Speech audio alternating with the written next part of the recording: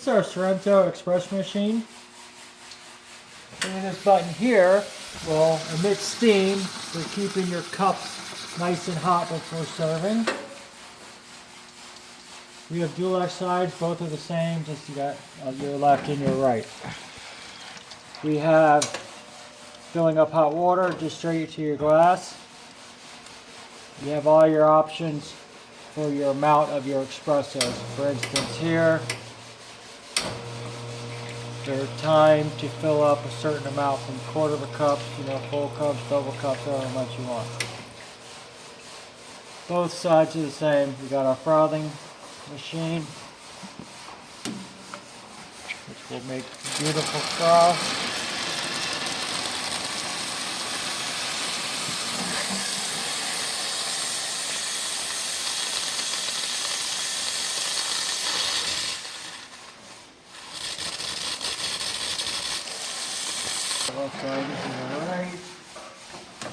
And we recommend hooking this up to a hot water supply line instead of cold.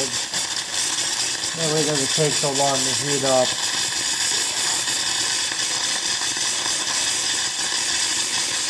There's beautiful froth going here now.